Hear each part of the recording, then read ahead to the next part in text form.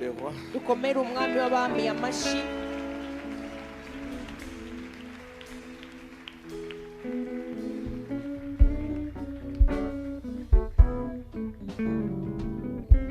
Oui, Dieu est bon pour Israël. Yego Uwiteka ni mwiza ku Bisirayeli. Il est bon pour ceux qui l'invoquent. Ni mwiza kuri bariya bamwiyambaza. Il est toujours bon pour ceux qui les cherchent. Ahora ari mwiza kuri bariya bamushaka.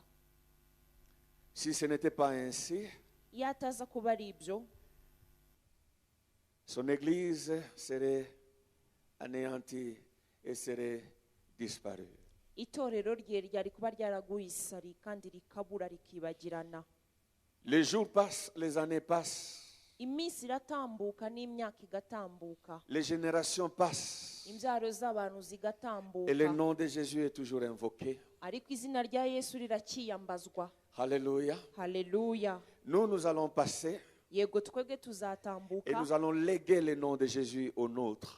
Hanyuma izina rya Yesu aba ari ryo dusigira abacu nk'umurage. Nous allons leur dire, Tubabwire tuti au moment difficile, mu bihe bibagoye, devant les défis, imbere y'ibahiga, lorsque vous aurez des questions, nimuba mwibaza ibibazo, quand vous n'aurez plus rien entre les mains, mwumva nta kintu mugifite mu biganza, quand il y aura plein de questions dans votre tête ou dans votre cœur, mwumva mwibaza ibibazo byinshi mu mutwe no mu mutima, lorsque l'ennemi se lèvera comme un fleuve, umunsi umwanzi azahaguruka nk'umugezi. voici l'héritage des siècles, Dore umurage utangwa ibihe byose, l'héritage qui traverse les générations. umurage utambuka mu mbyaro. Vous compterez sur le nom de Jésus. Muziringire izina rya Yesu. Alléluia. Haleluya. Invoquez ce nom Muryiyambaze dans le moment difficile. mu bihe bigoye, Vous serez soutenu. muzashyigikirwa. Invoquez ce nom Mwiyambaze iryo zina lorsque vous ne saurez pas quoi faire.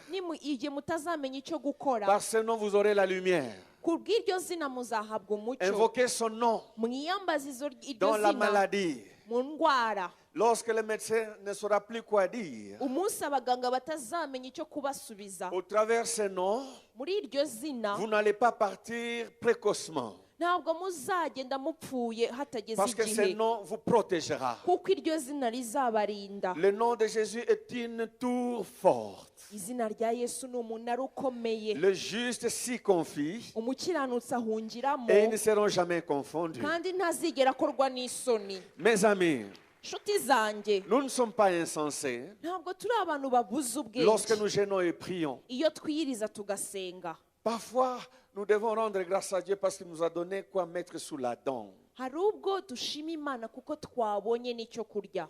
Il y a des moments où nous pouvons manquer, mais il y a des moments où on ne manque pas la nourriture. Hari igihe wabura ibiryo ariko hari n'indi minsi utabura ibyo kurya. Il y a même des moments où tu peux manger ce que tu veux. Hari n'igihe wowe ufite amahitamo yo kurya ibyo ushatse. Mais quand tu vois des hommes et des femmes Ariko nubona abagabo n'abagore réfléchis, raisonnables, bafata igihe bagatekereza kandi batavuze rationnels dans ubwenge, leur jugement, bagakoresha ubwenge buzima, qui ont des diplômes dans leur poche, bafite impamyabumenyi bibitseho, qui ont des responsabilités dans des entreprises, bagira inshingano mu bigo bikomeye, qui ont fait des études, bize. laissez la nourriture, Abantu nk'abo bakareka ibiryo, laissez la boisson, bakareka ibyo kunywa, laissez telle ou telle chose, bakareka kiriya na kiriya, quittez leur lit. bakareka ibitanda. Ce n'est pas parce qu'ils sont aussi malheureux. Si uko batindahaye bigeze C'est aho, parce qu'ils connaissent un secret. ariko nuko hari ibanga bamenye. Vous voulez connaître le secret? Murifuza kurimenya? Dis à ton voisin, tu veux connaître le secret? Baza mugenzi wawe uti ushaka kumenya iryo Jésus banga. est le secret des rois, des puissants, des Alléluia. forts, des sages, de ceux qui veulent triompher dans la vie. Yesu niwe banga ry'abakomeye, ry'abami, ry'abari hejuru, ry'abariya bose bashaka guhirwa mu buzima. Vous qui êtes grands, Mwebwe mukomeye, quelqu'un a conseillé dans les psaumes, hari umuntu watanze inama muri Zaburi. confiez-vous dans l'Éternel Mwiringire et Uwiteka, vous allez triompher. icyo gihe muzahirwa. Que Dieu vous donne de triompher au nom de Jésus. Uwiteka abahereza ihirwe n'intsinzi mu Parce que izina vous rya vous confiez Yesu, dans le nom de Jésus. kuko mwiringiye izina rya Et qu'il Yesu, vous donne la bénédiction d'aujourd'hui. kandi nabahe umugisha w'uyu munsi. Alléluia. Haleluya. Quand Dieu a créé, umunsi Imana Il yaremye y avait un matin, il y avait un soir. habayeho igitondo haba umugoroba. Pour chaque jour, il y avait un matin, il y avait un soir. Kuri buri munsi habaga igitondo hakaba Et à la n'ikigoroba. fin de chaque journée, Dieu disait, après avoir créé, il trouvait que ce qu'il avait fait était bon.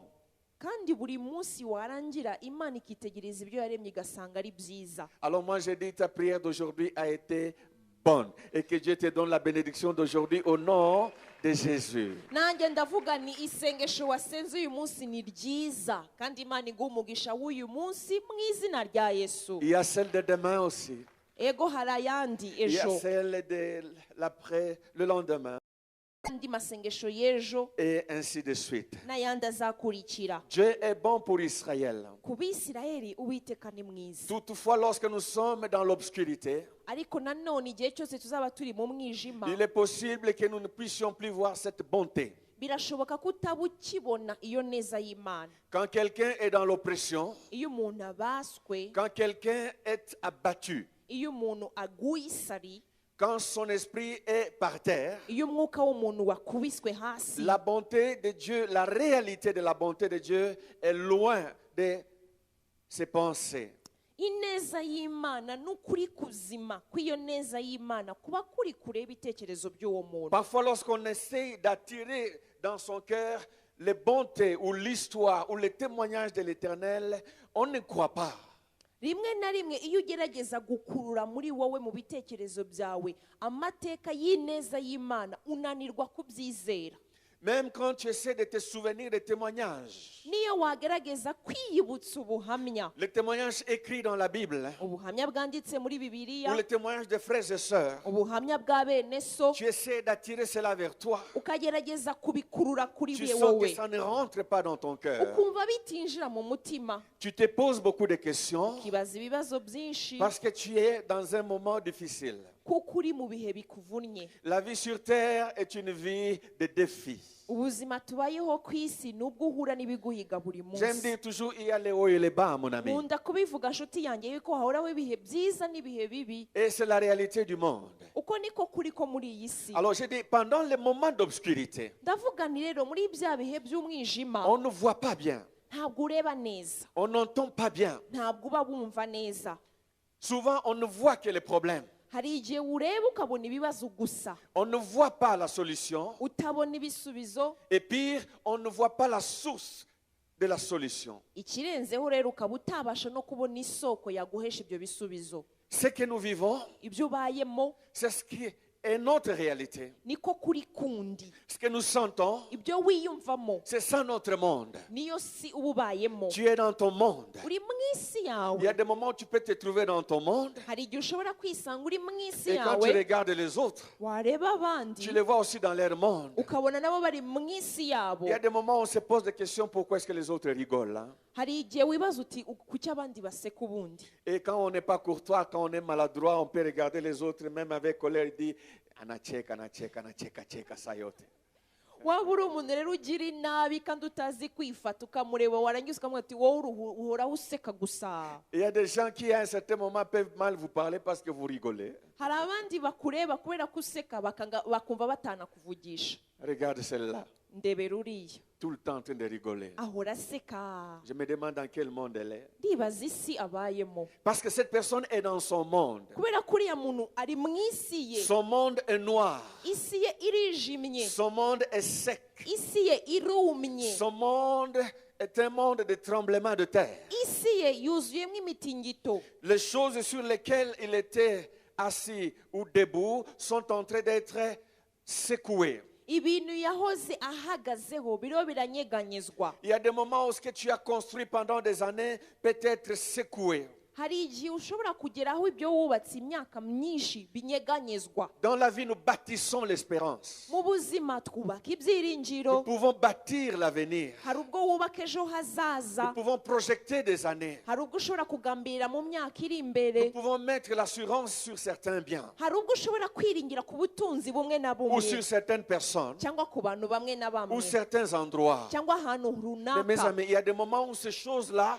peuvent être secouées. Ariko ariko rero nshuti zanjye hari ibihe ibyo byose nabyo bishobora Et kunyeganyezwa alors notre monde est secoué. icyo gihe ya si yawe nawe yo ikaba Pendant inyeganyejwe ce temps-là, mu bihe nk'ibyo nous avons besoin de quitter ce monde, cet état d'esprit, et nous élever un peu pour regarder de par-dessus. uba ukeneye kuva muri iyo si ukayijya kure warangiza ukayirebera hejuru Ton langage imvugo yawe ne peut jamais être différent par rapport à la réalité que tu vis. ntishobora na rimwe gutandukana n'ukuri kuzima ubayemo Il faudrait monter un peu.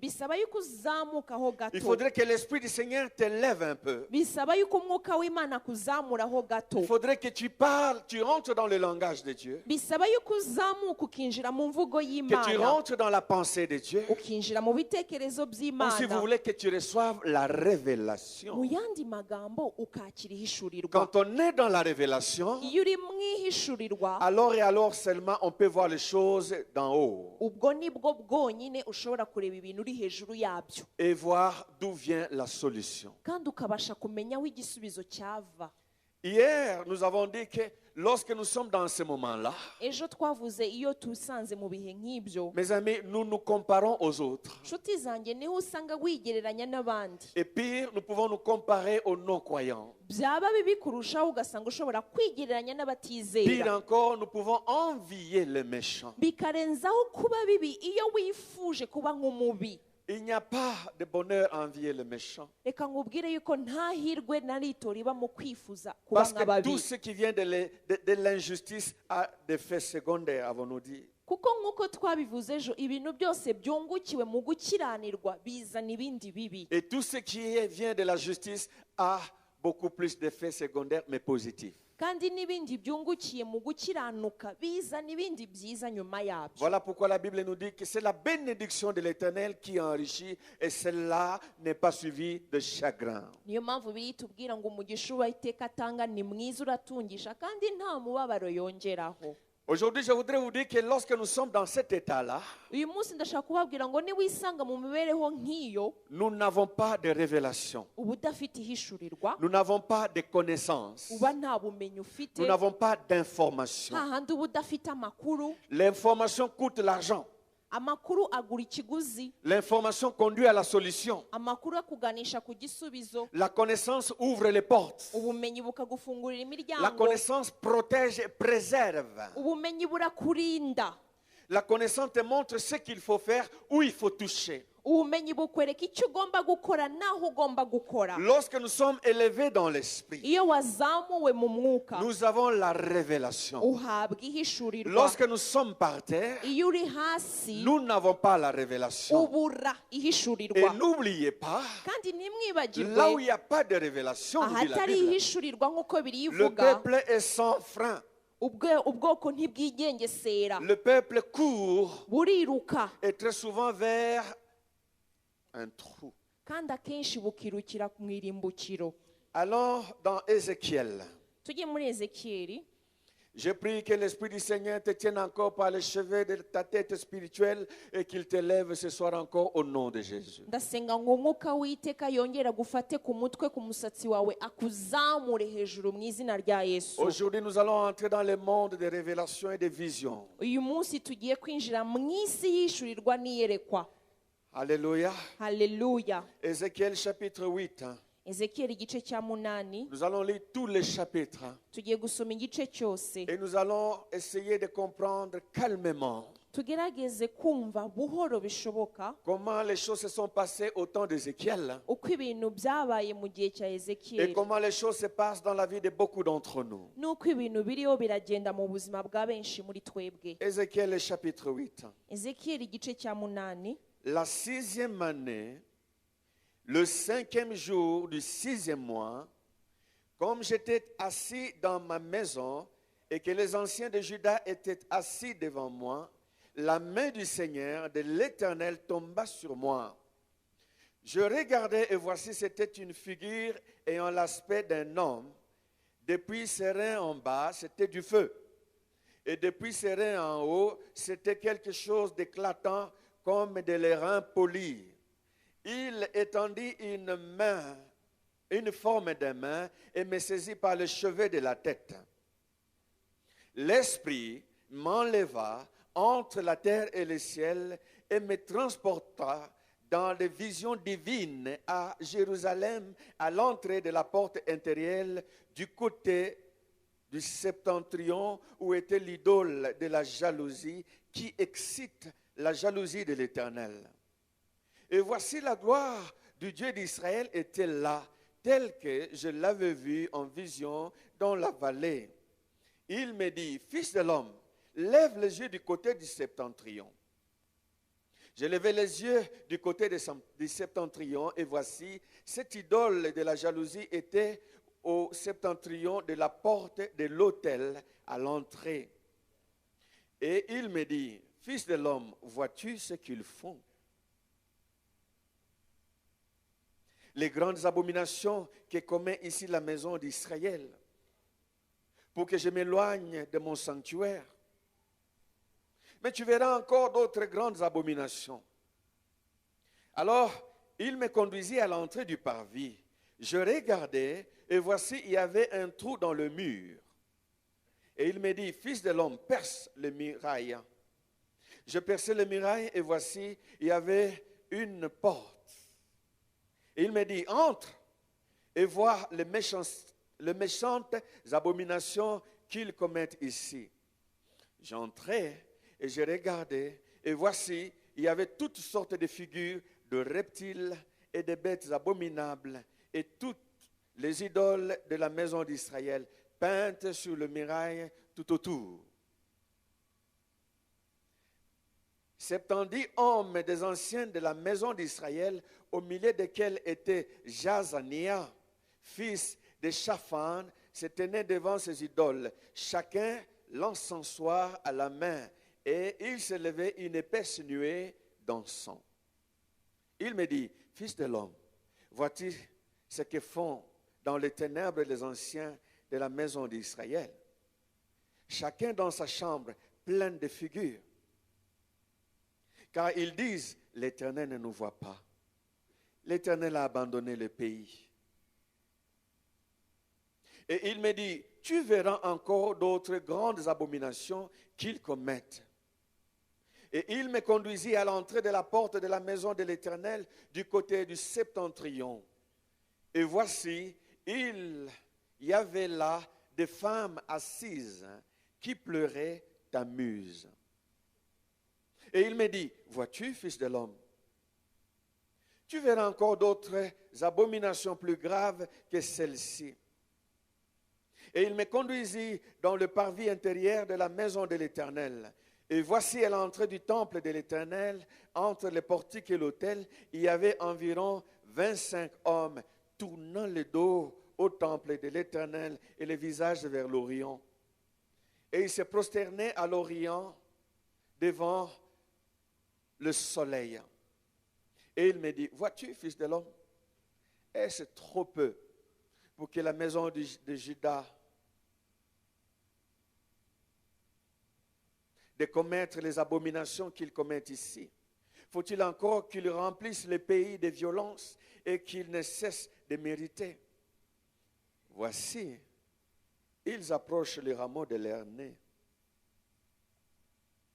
Moi aussi, j'agirai avec fureur. Mon nez sera sans pitié, et je n'aurai point de miséricorde quand ils crieront à haute voix à mes oreilles.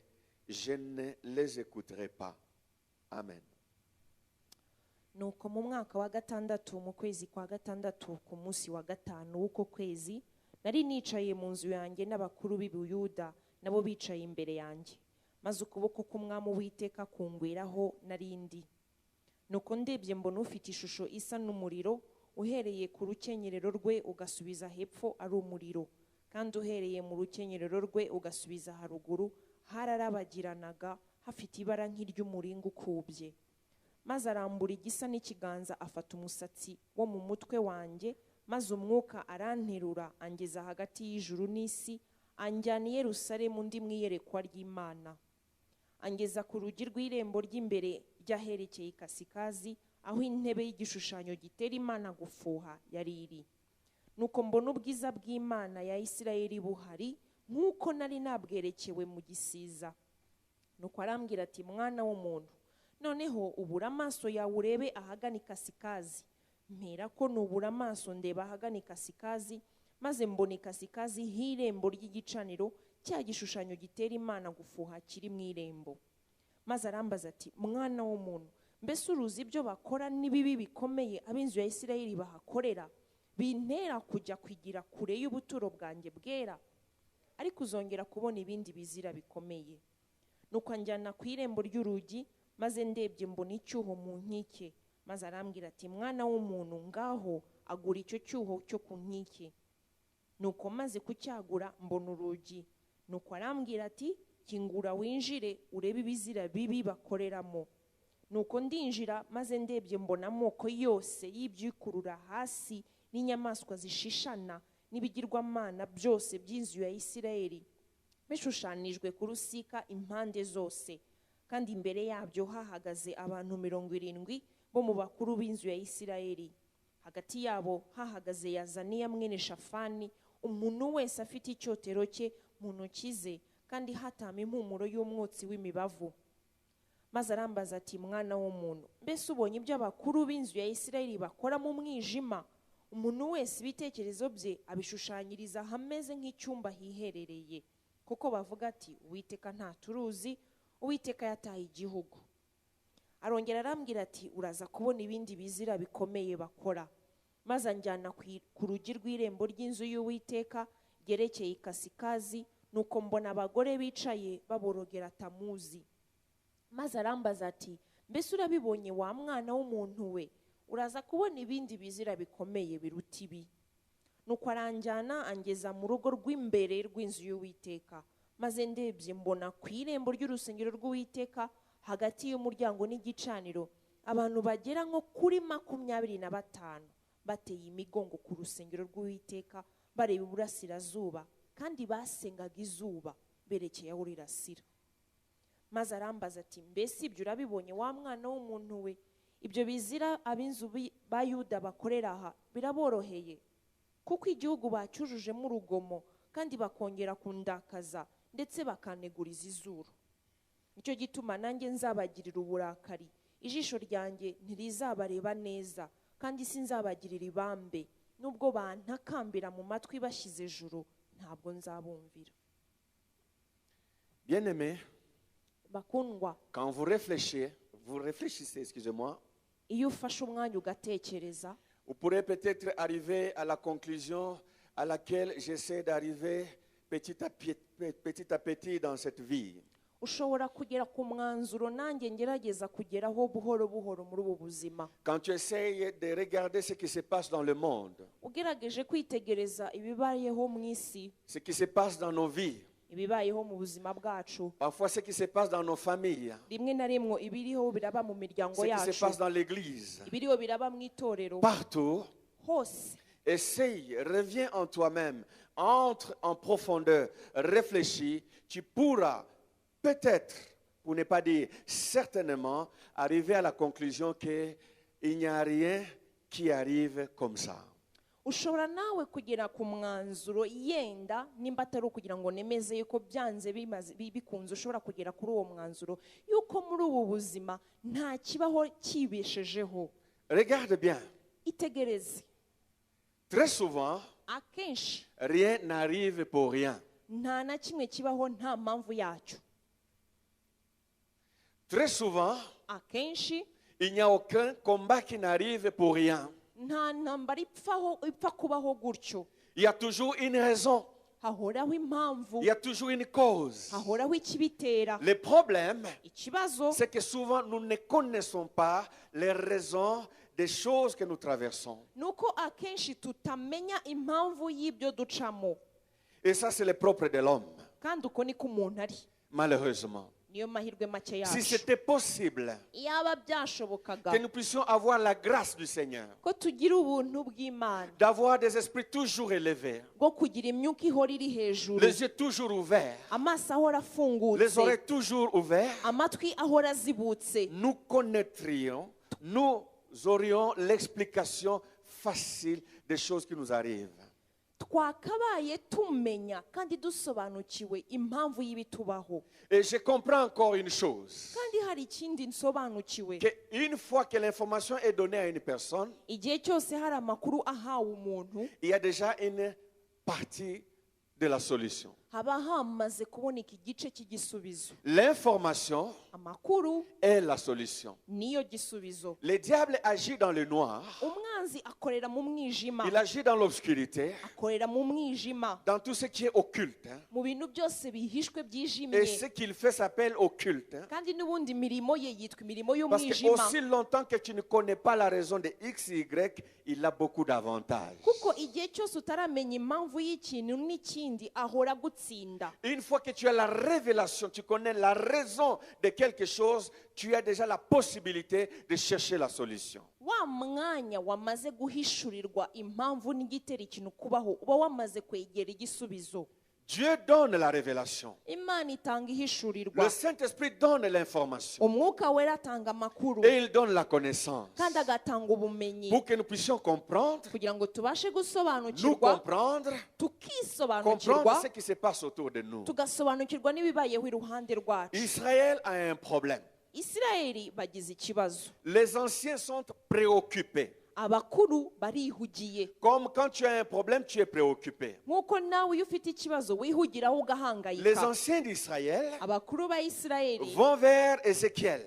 bagiye bagana Ezekiyeli, Ils vont se plaindre bakagenda kwitotomba parce qu'il y a des soucis. kuko hari La ibibahangayikishije. vie n'est pas belle. Ubuzima si bwiza, Les choses ne tournent pas. ibintu ntibigenda uko Il n'y a pas dushaka, de tranquillité. ntabwo dutuje, Il y a beaucoup de malheurs. hari ibyago byinshi. Ils réfléchissent. Batekerezaho, Ils cherchent des solutions bashakisha ibisubizo, jusqu'à ce qu'ils aillent voir l'homme de Dieu. kugeza aho bagiye ku mukozi w'Imana. Pendant que ces anciens étaient devant Ézéchiel, Mu gihe aba bakuru ba Isirayeli bari imbere ya à un Ezekiyeli, moment précis, mu gihe gitomoye, parce que Ézéchiel était dans leur monde, kuko Ezekiyeli yari abayeho mu isi il yabo, vivait ce qu'ils vivaient, yabaga mu byo babayemo, il entendait ce qu'ils entendaient, yumvaga ibyo nabo bumva. il était donc dans le même niveau qu'eux. Ni ukuvuga ngo yari ku rwego rumwe n'urwabo. Ézéchiel ne pouvait pas apporter la solution Ntabwo Ezekiyeli yari kubasha kubaha parce igisubizo qu'il ne voyait rien, kuko ntacyo il ne yabonaga, connaissait rien. ntacyo yari azi. Il a fallu que Dieu fasse quelque chose Byasabye ko Imana igira icyo ikora, qui puisse tenir Ézéchiel en esprit et l'élever. byasabye ko Imana ifata Ezekiyeli mu mwuka Il ikamuzamura. n'a pas seulement élevé, Ntabwo yamuzamuye il gusa, l'a amené le faire promener. yamuzanye gutembera. Et comme il dit lui-même, Dieu l'a amené dans les visions divines. Nk'uko Ezekiyeli we ubwe abyivugira, Imana yamushyize mu iyerekwa ryayo. Oh Seigneur, amène ma soeur dans des visions divines. Mwami, ugeze mushiki wanjye mu iyerekwa ryawe, Amène mon frère dans les visions divines. ugeze mwene data mu iyerekwa ry'ubumana, Amène-moi dans les visions divines. ungeze mu iyerekwa ryuzuye ubumana. Qu'il plaise au Seigneur de nous faire promener Binezeze Uwiteka kudutembereza dans nos familles. mu miryango yacu. Alléluia. Haleluya. Dans nos belles familles. Mu miryango twashatsemo, Qui nous amène dans nos bureaux. itugeze aho dukorera, Comme un père fait promener son enfant. nk'uko umubyeyi atembereza umwana Et we, qui nous dise spirituellement, kandi atubwire mu regarde mwuka, mon fils. itegereze mwana Regarde wanjye, ma fille. itegereze muhungu Tu vois là où mukobwa, tu travailles. urabona aho ukorera, Regarde derrière le bureau de XY.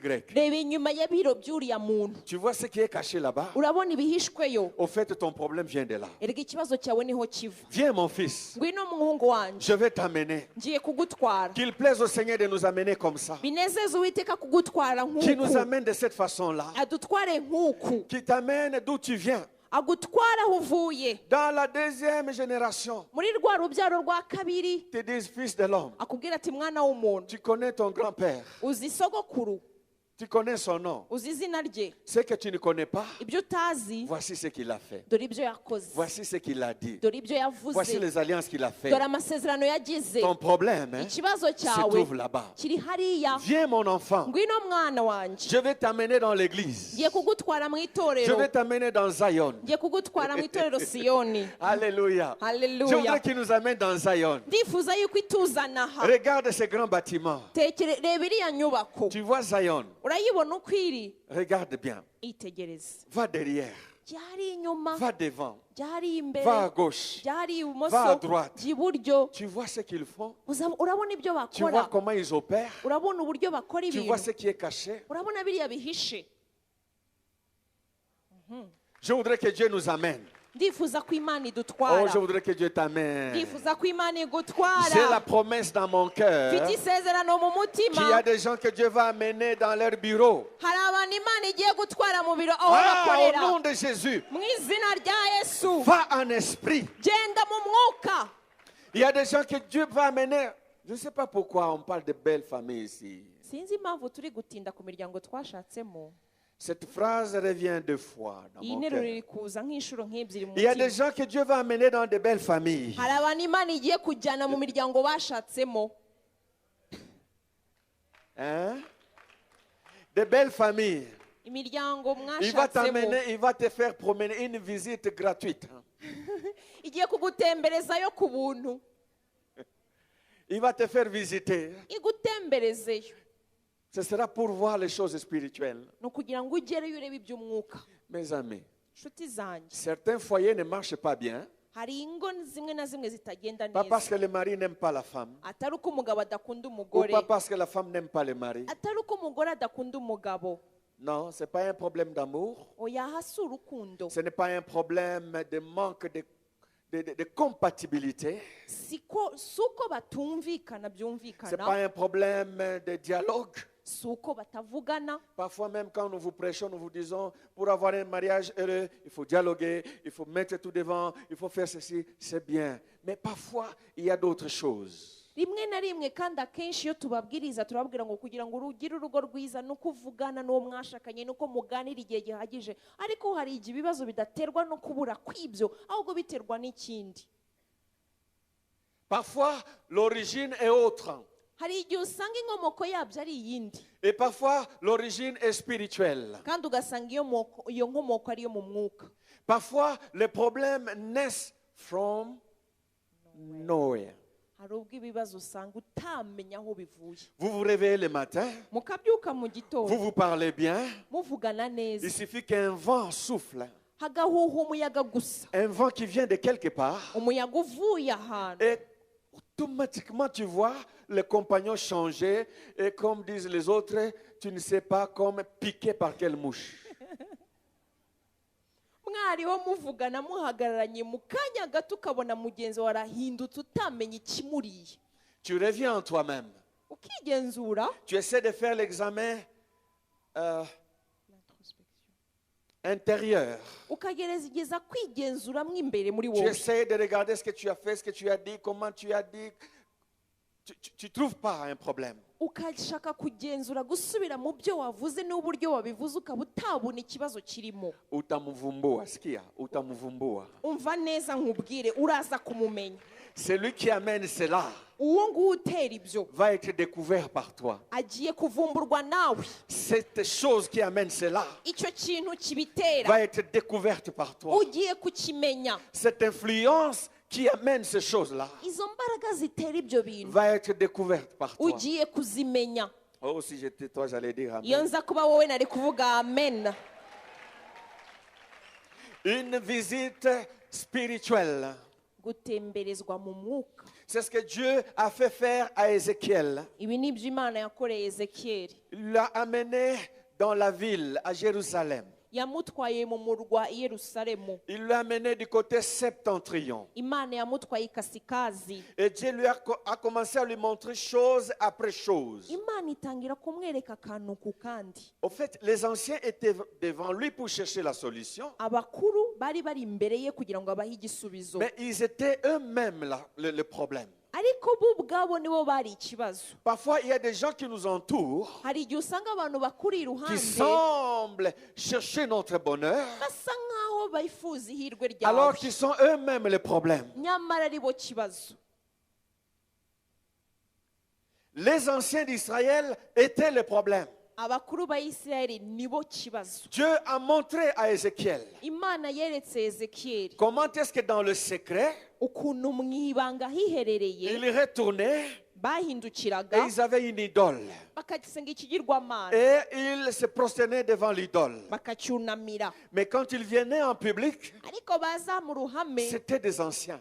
bakaba bakuru. Qu'est-ce qu'un ancien? Umukuru ni iki? C'est un homme censé être sage. Ni umuntu byumvikana ko ari C'est umunyabwenge. un homme censé aimer la famille ou le territoire. Ni umuntu usabwa gukunda umuryango Ou n'igihugu. aimer le bureau, ou le business. Ni umuntu usabwa gukunda icyo kigo n'aho akorera. C'est celui qui est censé avoir le fardeau. Ni wa wundi ugomba kuba afite umutwaro. Quelqu'un qui est censé aimer l'église. Umuntu ugomba kuba akunda itorero. C'est ça l'image d'un ancien. Iryo ni ryo shusho C'est celui qui a des ry'umukuru. bonnes paroles. Ni wa wundi uvuga neza. Quelqu'un qui est censé avoir l'expérience de la vie. Umuntu ugomba kuba azi byinshi mu Parce que buzima. la vie apprend. Kuko ubuzima burigisha. L'ancienneté est quelque chose de bon. Kuba mukuru ni ikintu La cyiza. Bible nous dit que les cheveux blancs, c'est le symbole de la sagesse. Biratubwira ngo imvi ni ikimenyetso cy'ubwenge. Ils sont censés être des sages. Abo ngabo bagomba kuba Mais abanyabwenge. quand ils vont en secret, Ariko iyo bagiye quand ils ahiherereye, retournent en secret, iyo basubiye ahiherereye, on les trouve encore là, devant des dessins, toutes sortes de reptiles, de serpents. Ça, c'est l'image de l'esprit des serpents. ahangaha niho usanga bahagaze imbere y'ibishushanyo ibishushanyo by'inyamaswa cyane cyane ibikurura inda hasi harimo inzoka. Inzoka ni ikimenyetso cy'ikibi Et c'est l'esprit de divination. kandi ni umwuka wo kuraguza. Ils viennent demander à l'Éternel la révélation, Bakaza gusaba Uwiteka yishurirwa, mais quand ils rentrent, ariko basubirayo ils vont chez les féticheurs. bakajya mu barozi. Il y a des gens qui vont dans des églises Hari abantu bajya mu et masengero qui vont chez les féticheurs. ariko nanone bakajya no mu Ce sont des barozi. gens qui sont censés apporter la solution, Abo nibo bagakwiye kuzana mais igisubizo, ils sont eux-mêmes des problèmes. ariko bo ubwabo ni Ils ikibazo. sont censés amener, conduire ou tirer l'esprit du Seigneur, Bari bakwiye kuzana umwuka mais ils w'Uwiteka, tirent eux-mêmes les démons. ariko bo ubwabo bakagenda bazanya Quand ils amadayimoni. viennent à l'intercession, Baza kwinginga ils amènent un mauvais esprit. bakazana umwuka mubi. Quand ils sont parmi les chantres, Baba bari mu ils baririmbyi amènent un mauvais esprit. bakazana umwuka mubi. Quand ils entrent dans la famille, Bakwinjira mu ils miryango amènent un mauvais esprit. bakahajyana umwuka mubi. Viens, fils de l'homme, Ngwino mwana je vais w'umuntu, te montrer autre chose. ngiye kukwereka ibindi. Ainsi, Dieu lui a montré telle, telle et telle chose. Uko niko Imana yamweretse ikizira kimwe n'ikindi n'ikindi. C'est comme si Dieu voulait lui dire, Ni nk'aho Imana yashakaga kumubwira, vous criez, murataka vous me demandez, mukansaba vous vous posez des questions, mukibaza ibibazo, mais voici l'origine. ariko dore inkomoko yabyo. Vous avez peur, Muratinya, mais voici l'origine. ariko dore aho biva. Vous ne comprenez rien, Nta na kimwe mwumva, mais voici l'origine. ariko dore aho biva. Que Dieu nous élève en esprit. Imana ituzamure mu mwuka, Pour que chacun dans son problème, kugira ngo buri wese mu kibazo il cye puisse voir l'origine de son problème. abashe kubona inkomoko y'icyo kibazo. Mes chers amis, Nshuti zanjye, vous connaissez la parole qui dit « Mon peuple meurt parce qu'il lui manque la connaissance muzi rya jambo rivuga ngo ubwoko bwanjye bupfuye buzize kutamenya. ». Souvent, quand on parle de la connaissance, les gens pensent qu'on parle toujours des Écritures. Akenshi iyo tuvuga ubumenyi abantu benshi bibwira ko ari ibyanditswe, Mais la connaissance commence par la révélation ariko ubumenyi butangirira ku ihishurirwa de ce qui est caché. y'ikihishe. Alléluia. Haleluya. Voilà pourquoi, quand quelqu'un monte en esprit, Niyo mpamvu iyo umuntu azamutse mu mwuka, quand il est rempli du Saint-Esprit, yuzuye umwuka wera, il est capable d'avoir une parole de connaissance. abasha kugira ijambo ry'ubumenyi, C'est-à-dire l'information sur ce qui se passe. kumenya ibiri kuba. Il y a l'information du présent. Hari amakuru uhabwa y'igihe cya none, Tu as besoin d'avoir l'information du présent, de ton présent. ukeneye kumenya kugira amakuru y'igihe cyawe cya none. Il y a aussi l'information du passé. Ariko hari n'amakuru y'ibyahise. Beaucoup sont combattus à cause du passé. Benshi bararwanwa kubera amateka. Beaucoup sont dans les ténèbres à cause du passé. benshi bari mu mwijima kubera amateka. Mais je bénis le Seigneur parce que le Saint-Esprit donne l'information du passé, il donne l'information du présent et plus encore, il donne l'information du futur. Ariko ndashimira umwuka w'Uwiteka kuko aduha amakuru ku mateka, akaduha amakuru ku gihe cya none, kandi ndetse akarenzaho akaduha amakuru ku gihe kizaza. C'est ce qu'on enseigne très souvent ici. Ibyo ni byo twigisha kenshi hano. On dit nous devons prier et briser l'hérédité. Turavuga ngo tugomba gusenga tugasenya karande. C'est vrai, Nibyo. l'hérédité existe. Karande iriho, Ça suit. Le irakurikirana. passé suit. Amateka Quand Dieu nous arakurikirana. révèle le passé, Iyo Imana iduhishuriye le problème est amateka, résolu à 50%. icyo gihe icya kabiri cy'ikibazo kiba gikemutse. Quand tu connais d'où vient le problème, Iyo ubashije kumenya s'il faut ikibazo confesser, kiva, tu confesses, tu marches. nimba ugomba kwatura atura maze S'il faut ukomeze. chasser, tu chasses et les portes s'ouvrent. Nimba ugomba kwirukana irukana, imiryango irafunguka. Mais si tu ne connais pas, Ariko iyo utamenye ça prend du temps. bigufata igihe. Il y a aussi l'information du présent, avais-je dit. Nahoze mbabwira ngo habaho n'amakuru y'igihe cya Dans none. l'information du présent, Mu makuru y'igihe cya il y a aussi none les conseils. habamo n'inama. Quand la Bible nous dit mon peuple meurt parce qu'il manque la connaissance, Iyo biri ivuga ngo ubwoko bwanjye burarimbutse buzize kutamenya, cela veut dire qu'il manque les conseils, il manque le principe. bivuga ngo ubwo bwoko bubuza inama, bubuza amahame. Le principe protège. Amahame ararinda. Les principes nous conduisent dans le droit chemin. Amahame atuyobora mu nzira igororotse. Les principes créent des résultats. Il y a des conséquences pour chaque acte que nous posons. Amahame atuzanira ingaruka nziza ku gikorwa cyose dukoze. Quand nous avons des principes, Iyo tugengwa n'amahame, quand nous avons les conseils tukagira inama, et que nous marchons selon les principes, kandi tugakurikiza ayo nous mahame, allons avoir les conséquences de ces principes. icyo gihe uzagebwaho n'ingaruka z'ayo Là, mahame. c'est les commandements. Aho ni itegeko, Là, c'est la parole écrite. niryo jambo ryanditswe. Là, je vais dire tout simplement, ce que Dieu dit, ne fais pas ça. Cela veut dire, quand tu fais ça, il y a telle chose qui va arriver.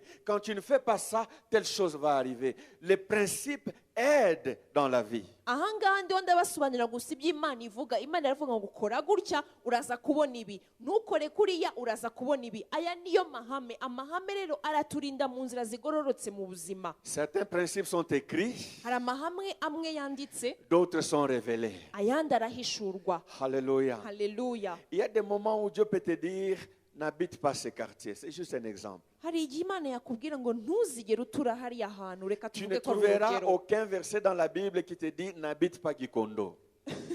Nta murongo n'umwe uzabona muri Bibiliya ukubwira ngo ntuzature igikondo. Vous qui lisez la Bible, est-ce que vous trouvez ce genre de versets? Abasomyi ba Bibiliya mwari mwabona umurongo nk'uyu. Ça, c'est le genre de conseils qui viennent par la révélation. Izi nizo nama zizanwa n'ihishurirwa. Alléluia. Haleluya. Il y a des moments où Dieu te dit, ne va pas dans ce travail. Hari ibihe Imana izakubwira ngo ntujye muri kariya kazi. Tu as besoin d'avoir un esprit élevé, Uba ukeneye kugira umwuka un uzamutse, esprit qui entend, umwuka wumva, un esprit qui voit, umwuka pour ureba, recevoir ce genre kugira d'informations. ngo wakire amakuru nk'ayo.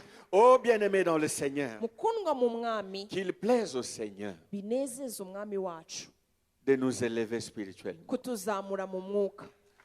Qu'il plaise au Seigneur Binezeza umwami wacu de nous faire promener à gauche à droite. ko yadutembereza hirya no hino.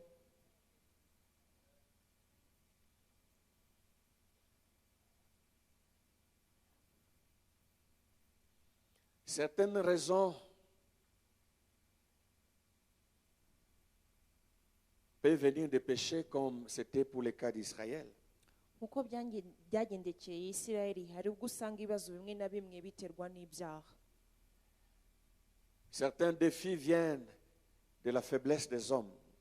Hari ibiduhiga bimwe na bimwe duhura nabyo kubera intege nke zacu. Et là, quand Dieu nous ouvre les yeux, nous changeons de vie et les portes s'ouvrent. Aho ngaho rero iyo Imana igufunguye amaso ukabimenya, uhindura imibereho, imiryango igafunguka. Mais ce n'est pas tout ce qui nous arrive qui vient aussi à cause de nos péchés ou à cause de puissance des ténèbres. Ça aussi, il faut le savoir. Ariko nanone ugomba kumenya yuko atari ko ibintu byose bikubayeho biturutse mu kuzimu cyangwa se mu byaha wakoze. C'est comme je dis, quand ton esprit n'est pas élevé, tu risques parfois de tout confondre. Ndavuga ni iyo umwuka wawe utazamutse hari ubwo ushobora kuyobya ibyo bintu byose. Chaque fois qu'il y a un combat, igihe cyose hari tu intambara commences à confesser. ugatangira kwatura. Chaque fois qu'il y a un problème, Igihe cyose havutse ikibazo tu entres dans la culpabilité. ukiciraho urubanza. Chaque fois qu'il y a un défi, Igihe cyose hari tu dis igihagurutse parce que je n'ai kikuyiga pas fait ceci. ukavuga uti ngo nuko ntakoze Et biriya. même quand tu as un mauvais encadré spirituel, Yewe niyo waba ufite umwigisha mubi mu mwuka, devant tout ce qui t'arrive, imbere y'ibikubaho byose tu confesses tout beau. ugahita watura byose. Tu confesses aujourd'hui, tu confesses demain, Ukatura uyu munsi, ukatura ejo, tu confesses 4 ans, ukatura imyaka tu 4, confesses 5 ans, imyaka 5, tu te demandes si Dieu ne pardonne pas. ukibaza nimba Imana itababarira. Alléluia. Haleluya. Voyons cette réalité. Kureba ubwo kuri nk'uko, Regardons, voyons cette réalité. turebe ukuri nk'uku. Jean chapitre 9, Yohana igice cya 9 versets 1 à 4. umurongo wa mbere kugeza ku wa 4. La Bible nous dit ceci. Bibiliya iratubwira iti,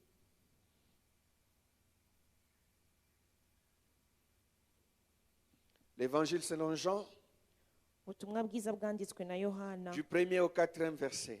igice cya 9 umurongo wa mbere kugeza ku wa Jésus 4. vit en passant un homme aveugle de naissance.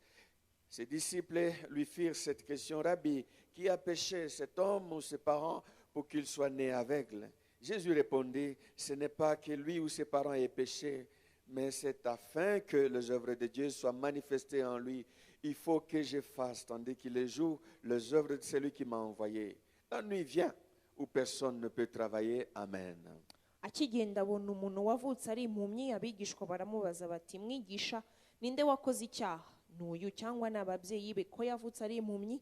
Yesu arabasubiza ati, uyu nta cyaha yakoze cyangwa ababyeyi be, ahubwo ni ukugira ngo imirimo y'Imana yerekanirwe muri we. Nkwiriye gukora imirimo y'uwantumye hakiri ku manywa, bugiye kwira ni igihe umuntu atakibasha gukora.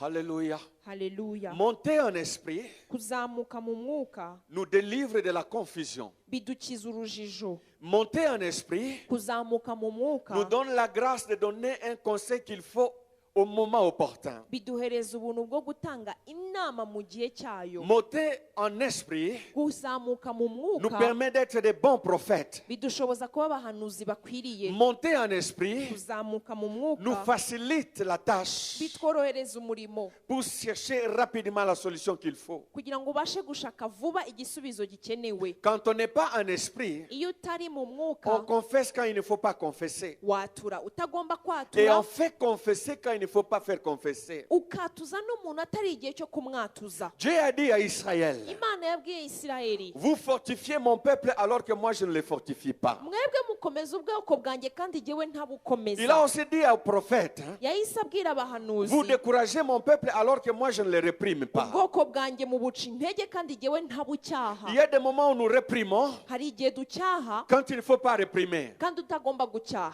Quand Dieu veut encourager, Imana yashaka gutera imbaraga, quand tu n'es pas monté en esprit, iyo utazamutse mu toi tu peux mwuka décourager, wowe ucika tu peux intege reprocher. Il y a ukacyaha. des moments où il ne faut pas reprocher. Hari igihe utagomba Il y a des moments où il gucyaha, faut encourager. ahubwo ugomba kubatera De imbaraga. l'autre côté, Ku rundi il y a des ruhande moments où il ne faut pas encourager. hari ibihe utagomba gutera Il imbaraga faut montrer au abantu, peuple son péché. ahubwo ukereka ubwoko icyaha Il ne faut bakoze. pas consoler quand Dieu ne console pas. Iyo Imana idahumuriza Il ne faut ntugahumurize. pas condamner quand Dieu ne condamne pas. Iyo Imana idaciyeho iteka ntugaciyeho Pour iryo être teka. à ce niveau-là, Kugira ngo ugere kuri urwo rwego tu dois avoir un esprit connecté, Ugomba- tu dois avoir un esprit élevé. ugomba kugira umwuka ucomekanye n'uw'Imana uzamutse. Quand on n'est pas élevé en esprit, Iyo utazamutse mu mwuka on flatte. urareshya. On est des chrétiens, des hommes et des femmes de Dieu qui flattent. Ukaba umukristo ubyinirira abantu bidakwiriye, Hein, flatter.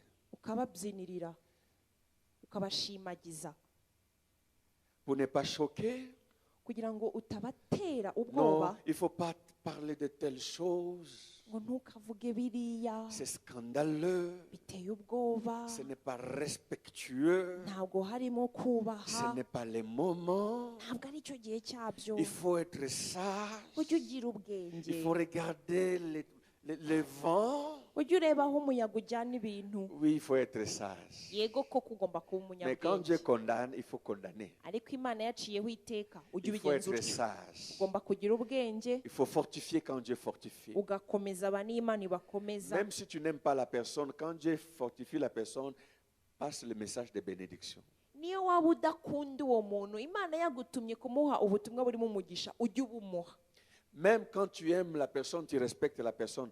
Quand Dieu te montre que cette personne est en train de pleurer, t'amuse, dis-lui tu pleures, t'amuses. Et c'est ça l'origine de ton problème. niyo waba ukunda uwo muntu kandi wumva umwubashye umwiyumvamo muri wowe igihe imana ikubwiye ngo uriya muntu ari kuborogera atamuzi ugomba kumubwira nk'uko imana yabimubwiye. Celui qui a un esprit élevé bâtit sa vie. Il bâtit la famille, il bâtit l'église, il bâtit l'entreprise, il bâtit la nation. ufite umwuka we wazamutse abasha kubaka ubuzima bwe, akubaka umuryango we, akubaka itorero rye, akubaka ndetse n'igihugu cye. Il est la bénédiction pour lui-même et il est la bénédiction pour les autres. we ubwe yibera umugisha n'abandi akababera umugisha. Alléluia. Haleluya.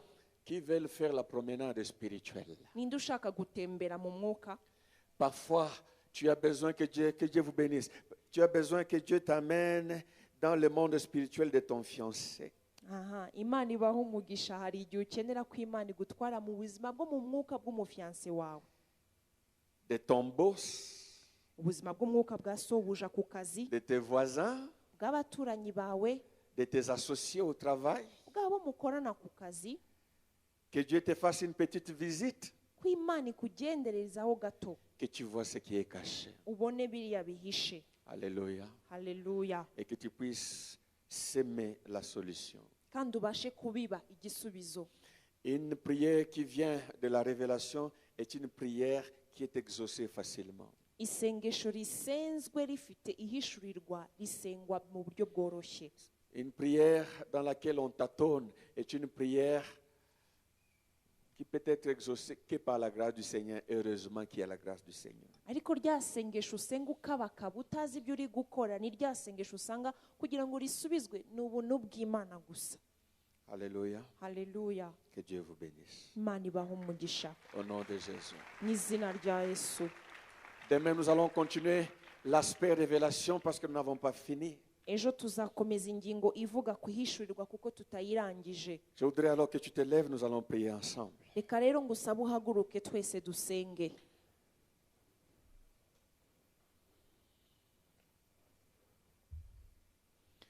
Viens et je vais te montrer ngwino ndaza kukwereka. qui est avec toi et qui n'est pas avec toi. ndaza kukwereka uri kumwe nawe n'utari kumwe nawe. C'est possible de le voir. birashoboka ko ibyo nabyo wabibona. Viens, je vais te faire visiter. ngwino gutembereze. Monte, zamuka fils de l'homme. mwana w'umuntu. Monte en esprit. uzamuke mu mwuka. Pendant ces 40 jours, muri iyi minsi 40 tu verras ce que tu n'as jamais vu. uzabona ibyo utigeze Tu ubona. verras ce que les autres ne voient pas. uzabona ibyo abandi Tu batabona. entendras ce que tu n'as jamais entendu. uzumva ibyo utigeze wumva. Et ta vie ne restera jamais la même. kandi ubuzima bwawe ntabwo buzongera kuba bwa bundi. Ta vie ne restera jamais la même. ubuzima bwawe ntabwo buzongera kuba bwa bundi. On croira que tu es un féticheur. bazibwira yuko uri umurozi Parce que tu comprends les choses, tu connais les choses. kuko wumva ibintu ukanabisobanukirwa. Il y a un chanteur qui a dit, le sorcier croit être quelque chose, mais la vraie sorcellerie, entre guillemets, se trouve dans le Saint-Esprit. abarozi bibwira ko hari icyo bibitseho bibwira yuko ari abantu bazima, ariko reka mbabwire ko uburozi nyabwo ni ryahishurirwa ugira mu mwuka wera. Je veux dire, le secret, le pouvoir, la connaissance, le discernement, la révélation, l'œil qui voit, l'oreille qui entend, se trouve dans le Saint-Esprit. ahangaha ndavuga ryahishurirwa ryabanga kwa gusobanukirwa bya bindi bihishe wowe ukabimenya abandi batarabimenya. iryo banga riri mu mwuka wera. Lèvons nos mains, nous allons prier le Seigneur. tuzamure ibiganza dusenga imana.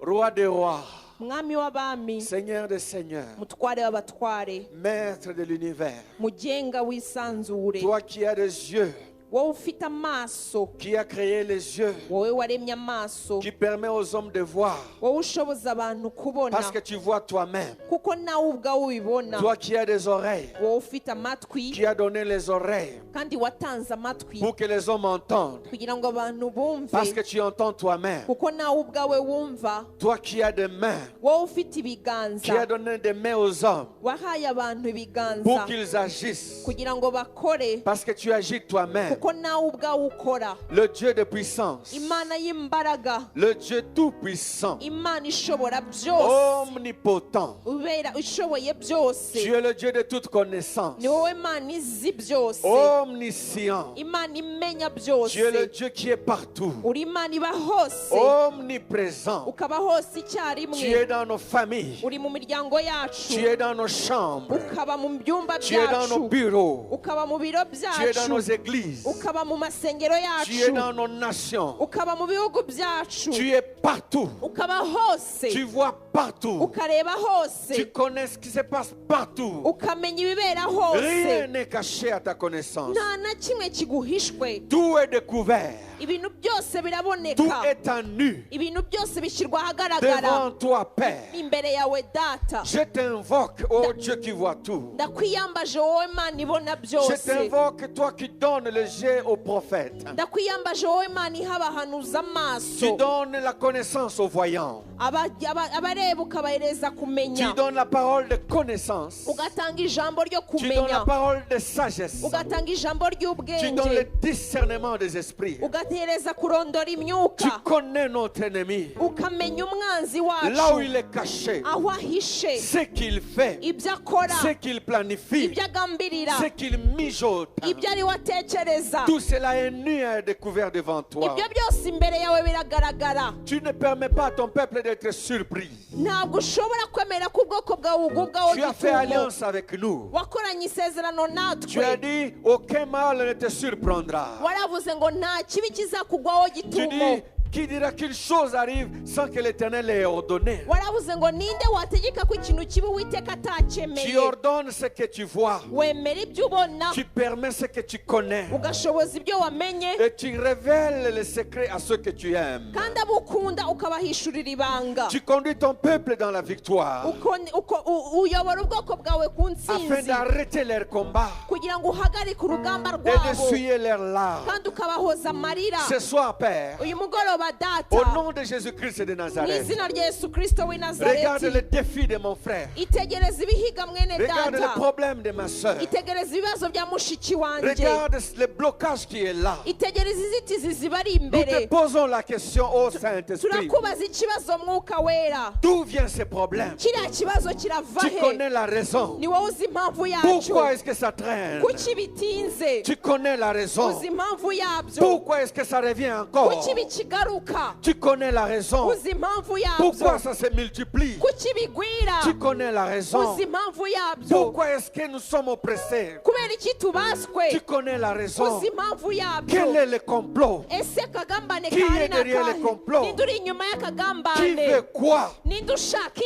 iki? manipule quoi? Ninde ukoresha iki? Nous sommes ton peuple. Turi ubwoko bwawe, Nous sommes tes serviteurs. turi abagaragu Nous bawe, sommes ton église. turi itorero Nous ryawe, t'avons invoqué. Nous twarakwiyambaje, avons fait alliance avec toi. twakoranye isezerano Nous nous nawe, sommes confiés en toi. Tu twarakwiringiye. es notre refuge. Ni wowe buhungiro Tu es bwacu, notre ni victoire. wowe ntsinzi C'est yacu, toi qui nous donnes du travail. ni wowe uduha akazi. Pourquoi le chômage? Kubera iki tubuze akazi? Pourquoi est-ce qu'on n'arrive pas au bout de nos projets? Kuki tutagera ku iherezo ry'imishinga Quelle est la yacu? main qui nous combat? Ikiganza kiturwanya ni Quelle est ikihe? cette personne? Uwo muntu ni uwuhe? Quelle est l'alliance qui a été faite Ni dans le irihe passé? sezerano ryakozwe? Qu'est-ce qui s'est passé dans nos familles? Niki cyabaye mu muryango? Qu'est-ce qu'a fait mon père? Niki data Qu'est-ce yakoze? qu'a fait ma mère? Niki mama Qu'est-ce qu'a yakoze? fait mes grands-parents? Niki basogokuru bakoze? Quelle alliance? Ni irihe Qu'est-ce sezerano? qui a été fait dans ma naissance? Niki cyakoreye mbere yuko tuvuka? Quelle cérémonie a été faite le jour de ma naissance? Ni iyihe mihango yakozwe umunsi mvuka? Qu'est-ce qui a été fait dans ce bureau? Niki cyakorewe muri biriya Dans cette bihe? maison où je vis? Niki cyakorewe muri iriya nzu Qu'est-ce qui a mbayemo? été fait dans les secrets? Niki cyakorewe mu Tu es le ibanga? Dieu des secrets. Uri Imana Tu es y'amabanga, le Dieu qui de uri secrets. Imana y'amabanga, Tu vois les secrets. ureba amabanga connais les yose, secrets. umenya amabanga Tu connais yose, ce qui est caché. umenya ibihishe. Pourquoi est-ce qu'il est lié dans ce péché? Kubera iki nyiboshe muri iki cyaha? Pourquoi est-ce que mon frère ma soeur tombe là? Kuki mwene data kigwa muri kiriya Pourquoi cyaha? est-ce qu'on n'arrive pas à se dégager? Kubera iki tutabasha kubyikuramo? Quel est le lien spirituel? Ese ngo iyo mu mwuka ni Quelle est iyihe? l'alliance Ni spirituelle? irihe sezerano ryo mu mwuka Dieu ryakozwe? de toute révélation. Ni wowe Mana y'ishurirwa Ce soir, ryose. Uyu Je mugoroba te demande d'élever ton peuple en esprit. ndasaba ngo ubwoko bwawe buzamure mu Élève-nous mwuka, en esprit. utuzamure utuzamure mu mwuka, Fais-nous visiter à gauche, à droite. utugendereze hirya no hino, Amène-nous au nord. utugeze ikasikazi, Amène-nous au sud. utugeze ikusi, Amène-nous à l'est. utugeze Amène-nous iburasirazuba, à l'ouest. utugeze iburengerazuba, Ouvre les yeux. udufungura Ouvre les amaso, oreilles. udufungura amatwi, Révèle à ton peuple. uhishurire ubwoko bwawe, Et donne-nous la solution. hanyuma uduhereze igisubizo, Conduis-nous dans la solution. utuyobore ku gisubizo, Et donne-nous l'autorité. kandi uduhereze ububasha Bon n'ubutware. Père, Data mwiza, nul n'est bon comme toi. ntawe uri mwiza nkawe. Merci pour ton amour pour nous. Urakoze kubw'urukundo dukunda, Car c'est le temps de délivrance. kubera ko turi mu gihe cyo kubohoka, C'est le temps de la guérison. ni igihe cyo gukira, C'est le temps de la révélation. ni igihe cy'ihishurirwa. Nous n'allons pas tomber dans les erreurs de nos parents. Ntabwo tugiye kugwa mu mafuti y'ababyeyi bacu, Nous allons être libérés des filets de l'oiseleur. ahubwo tuzakizwa inshundura y'umutezi. Nous n'allons pas tomber dans les mêmes erreurs. Ntabwo tuzagwa muri ya mafuti, Parce que tu es le Dieu qui préserve de la chute. kuko uri Imana iturinda kugwa. Ce soir, Uyu mugoroba je te demande d'opérer les miracles dans les esprits de ton peuple. ndagusaba kugira ngo ukore ibitangaza mu myuka y'abana bawe, D'opérer les miracles dans leur vie. kora ibitangaza mu buzima bwabo, Et de mettre la louange dans nos bouches. kandi ushyire amashimwe mu kanwa kacu. Et nous allons te glorifier. Tuzaguha icyubahiro. Bénis ton peuple, Père. Uha umugisha ubwoko bwawe Rentre data, avec nous dans la paix. utahane natwe mu mahoro, Nous te le demandons. tubigusabye Au nom de mu Jésus. izina rya Yesu, Amen. amen. Que Dieu vous bénisse. Imana ibaha umugisha. Saluons-nous et allons dans la paix du Seigneur. Turamukanye dutahe mu mahoro y'Imana. Open the eyes of my heart, Lord. Open the eyes of my heart. I want to see you. I want to see you. Come on, sing. Open the eyes of my heart, Lord. Open the eyes of my heart. I want to see you. Oh, yes. I want to see